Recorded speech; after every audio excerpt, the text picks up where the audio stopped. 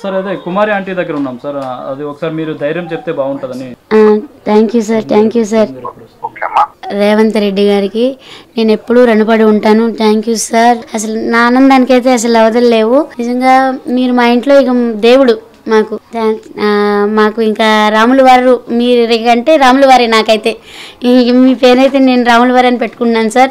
నిన్న జరిగిన ఇష్యూ మీద స్వతంత్ర టీవీ వరుస కథనాలు ప్రసారం చేసింది. వరుస కథనాలు ప్రసారం చేయడంతో రేవంత్ రెడ్డి గారు స్పందించారు. మా స్వతంత్ర టీవీకి ఏం చెప్తారు ప్రేక్షకులకి? అలాగే థ్యాంక్ యూ చెప్తున్నాను నేను అందరికీ కూడా. ముందలగా అయితే ముఖ్యమంత్రి గారికి నిజంగా నేను ఎప్పుడు ఆయనకి రుణపడి ఉంటాను.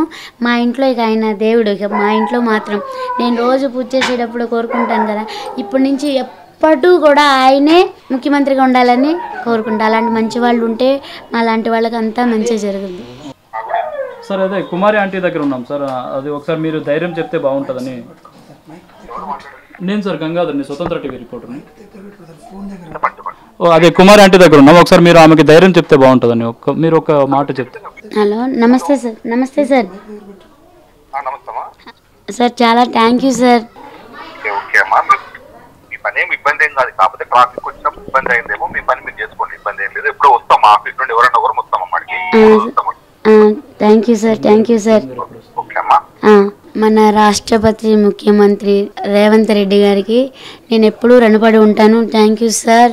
మీరు చేసిన హెల్ప్ ఈ జన్మలో నేను మర్చిపోను. మీరు నాకు సపోర్ట్ చేసినందుకు చాలా అంటే చాలా చాలా చాలా చాలా అసలు నా ఆనందానికి అయితే అసలు అవధులు లేవు.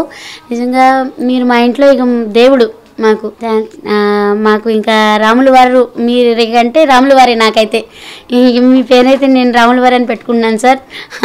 సారీ, క్షమించండి, కానీ మీరైతే మా దేవుడు అంతే. Thank you, thank you, thank you very much sir. చూశారుగా, ఇది కుమారి ఆంటీ గారు సీఎం రేవంత్ రెడ్డి గారికి థ్యాంక్స్ చెప్తున్నారు. ఆయన ఒక రాముడిగా కీర్తిస్తున్నారు. అలాగే ఇప్పుడు అయోధ్య రామిరెడ్డి గారు కూడా ఆయన కుమారి ఆంటీతో మాట్లాడి ధైర్యం చెప్పడం జరిగింది. కెమెరామెన్ గిడ్డయ్యతో గంగాధర్, హైదరాబాద్.